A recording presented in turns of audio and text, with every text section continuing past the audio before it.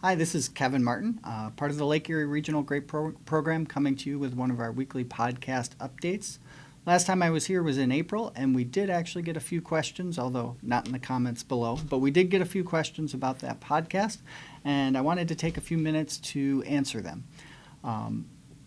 In that podcast, you'll see reference to a chart, and the idea of that chart is to illustrate what costs growers have as they go about their management practices from year to year. There are a few things on that chart. It was not necessarily meant to represent the gross cost structure of operating a vineyard. It was more or less what the variable costs and costs incurred on a normal farm on a per acre basis. So we also have some costs that were not included on that chart that are not necessarily charged on a per acre basis and are not necessarily considered across all normal farms because not all farms are average. So to get to the sort of unique situation that growers have from farm to farm that was not addressed in that chart, I want to talk a little bit about return on investment and debt. So growers either have to service debt or expect a return on investment or some combination of both.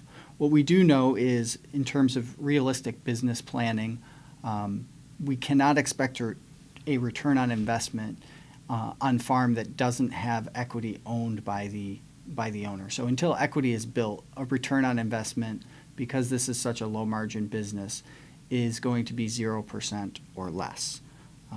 We do have a lot of farmers that actually don't have any debt, operating debt or mortgage debt or otherwise, and a lot of them should at least be expecting a modest return on investment to justify the investment that they've made. And we expect that to be, or one could expect that to be, around 4.5%. In a situation like that, you'd be adding additional costs of $570 per acre on top of the $1,600 already incurred. So you can see a substantial amount of cost added in, but from the perspective of a grower, that particularly a grower that has no debt, they're very flexible about that cost. So they'd like to earn it. They'll earn it in good years, or maybe they'll earn more in very good years, and they won't in poor years. And right now there are a lot of questions about these costs because it's been probably 5 or 6 years since we've actually had a really good year.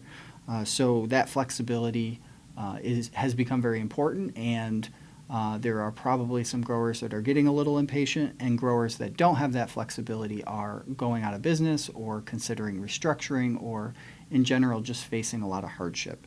So on the other side of things, we look at debt, and we expect that over the long term to be a 7% cost based on interest rates, but we have seen over the past few years that that's been closer to 5%. What I would say is a big share of the debt for vineyard operators is a variable rate or a fixed rate from year to year that changes. So as we see that those debt interest costs rise, if those are important to the operation of the farm, we'll see a substantial increase in per acre cost because we do expect interest rates to rise, and as those interest rates are adjusted, if they're not a long-term interest rate associated with a mortgage, this is going to undermine the sustainability of carrying that operating debt. The other thing I want to touch on in terms of what wasn't covered in the last podcast or in that chart is another number, which is capital expenses related to equipment that are not associated with the vineyard. So the operating cost of equipment, if you total that up on the chart, is $436. But we, in general, are very overcapitalized in this industry. So an extreme example might be, if you have a $3,000 or a $75,000 tractor and you keep that for 3 years and you only put 50 hours on the tractor, it's certainly not worth $75,000 anymore.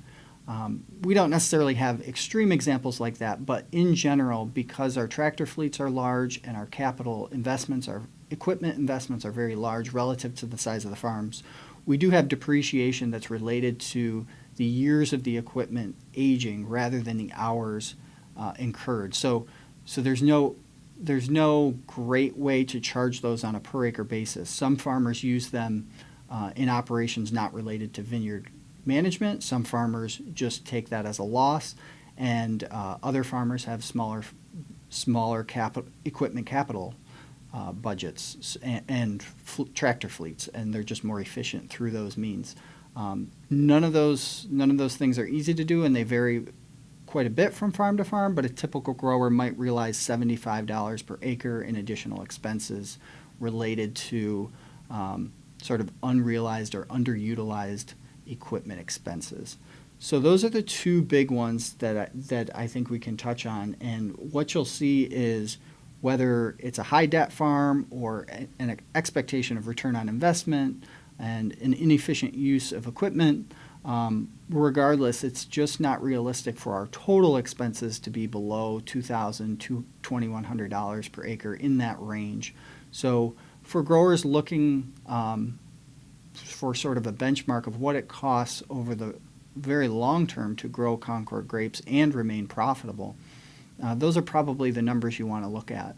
But it's not necessarily a good representation of what an individual grower can do in the medium term, and what costs a grower can control and what costs a grower can't control. So I think with that, I have hopefully answered the questions that came in.